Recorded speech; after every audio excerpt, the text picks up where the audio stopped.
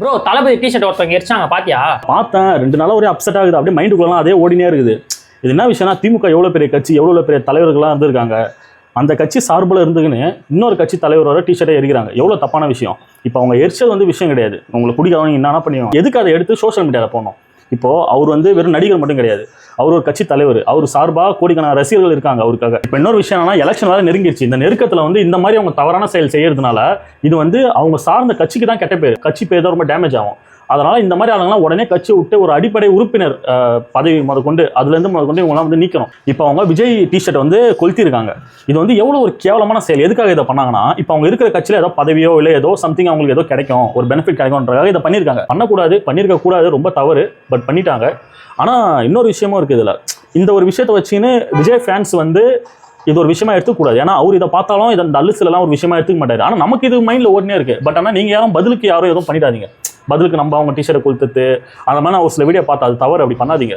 ஸ்டாலின் சாராக இருக்கட்டும், அதுக்கு மாதிரி கலைஞர் ஐயாவாக இருக்கட்டும், இவங்களாம் வந்து கண்டிப்பாக ஒரு பெரிய தலைவர்கள், மக்களுக்காக நிறைய விஷயம் பண்ணியிருக்காங்க.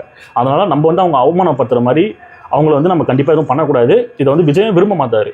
அதனால விஜய் ஃபேன்ஸ் யாரும் அந்த மாதிரி எதுவும் தப்பு பண்ணாதீங்க. சரி ப்ரோ, நம்ம அண்ணன் ஓட்டை அவர் இருக்காரு, அவர் பண்றதெல்லாம் பாத்தியா? பார்த்தேன். நான் யூடியூப் பார்த்தோம்னா பிச்சை எடுத்துக்கிறானுங்க.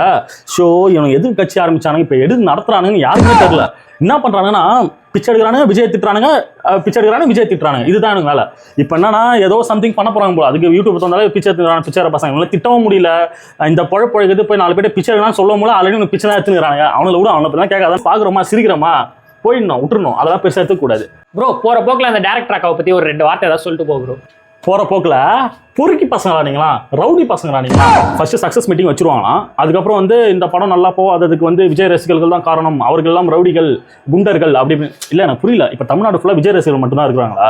ஒரு படம் நல்லா இருந்ததுன்னா, விஜய் படமாக இருந்தாலும் சரி, படம் நல்லா இல்லைன்னா ஓடாது. படம் நல்லா இருந்தால் தான் ஓடும். படம் ஓடலை, ஒரு டேரக்டராக வந்து அவங்க அதை நல்லா எடுக்கலான்றதுக்காக அதை இப்படி டைவர்ட் பண்ணி இது ஒரு ரீசனாக சொல்லலாம்ல. விஜய் ஃபேன்ஸால் தான் படம் ஓடலை, இந்த மாதிரி ஃபேக்காக வந்து ரிவ்யூலாம் ஸ்ப்ரெட் பண்ணிட்டாங்க அப்படின்ட்டு. நான் நிறைய ரிவ்யூ, காமன் பீப்புள் ரிவ்யூ பார்த்தேன். நிறைய பேர் நல்லா இல்லைன்னாங்க, சில பேர் நல்லா இருக்குன்னு சொன்னாங்க.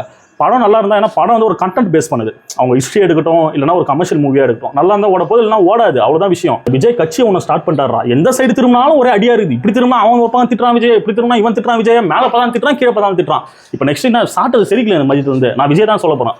இப்போ ட்வீட் போடுறேன் பாடுறா, இன்னைக்கு எனக்கு ஒரு அசிடிட்டி ஃபார்ம் ஆயிடுச்சு வயிற்றுல. இதுக்கு காரணம் விஜய் கட்சி ஆரம்பிச்சது, விஜயால் தான் எனக்கு இப்போ வயிறு வலிக்குது அப்படின்னு நான் போடுறேன். இதுக்கப்புறம் எனக்கு எது ஆனாலும், முடி கொட்டினாலும் விஜய் தான் காரணம், என் செருப்பு அழுக்கானாலும் விஜய் தானே காரணம், எல்லாத்தையும் விஜய் தானே காரணம், உனக்கு டைவர்ஸ் ஆனாலும் அது விஜய் தானே காரணம். ஆமா, நான் இனிமேல் என்ன ஆனாலும் விஜய் தான் காரணம், விஜய் தான் காரணம், விஜய் தான் காரணம், விஜய்